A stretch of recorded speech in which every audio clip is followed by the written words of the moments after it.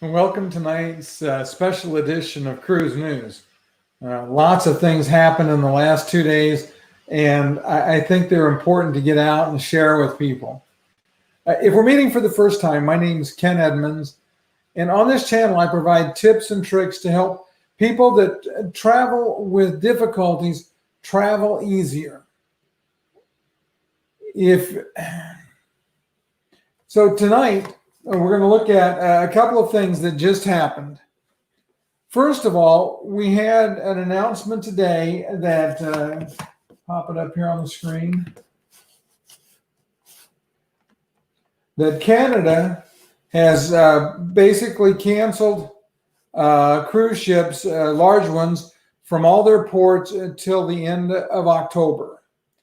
And what that's done is that's completely wiped out the Alaska cruise season, and it's also going to wipe out the fall New England Canada, at least the Canada part of the New England Canada tours that are so popular.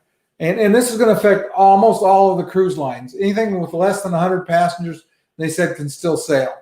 So there might be a couple of expedition ships that could make journeys to Alaska. But unless the government changes their stance and changes basically the rule or the law or issues a waiver, they're not going to be able to, because it requires a stop in a foreign port if you're sailing between two U.S. ports. So to go from Seattle or from San Francisco or anywhere to Alaska, they have to make a stop in Canada. And if you can't stop in Canada, you can't go to Alaska. That's going to be devastating to all of the ports in Alaska, that depend so much on the cruise industry. Ketchikan and Skagway, Icy Strait Point, all of those places, these people survive on the income that they generate. But in this case, that's just gone. It's evaporated. It's going to affect probably thousands of people that were still expecting to go to Alaska. I know there are people that had Disney cruises planned.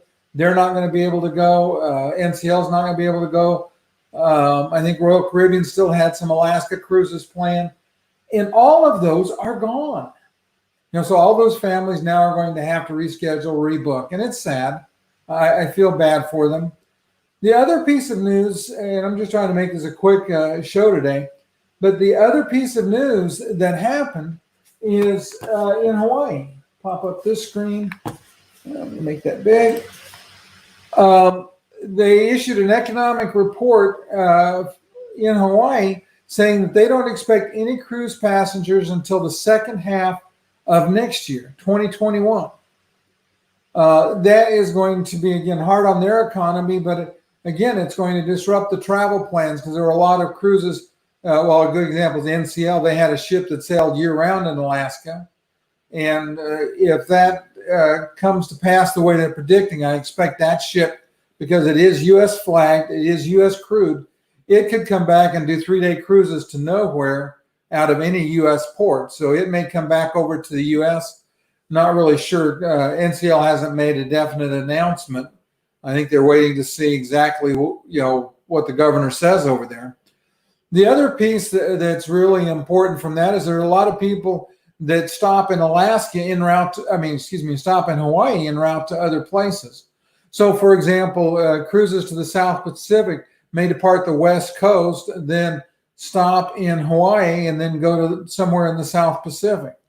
So it's going to disrupt the cruises again for a significant number of passengers, significant number of cruise lines. Like I said, all of these things happened in the last couple of days, and all of them are going to have a significant impact. Do me a favor. I need you to hit the like button if you enjoy the content and would like more of this. And if you want to see more, you'll want to hit the subscribe button and the notification bell. That way you'll get notified when new videos pop up. I appreciate you being here, and we'll see you next time.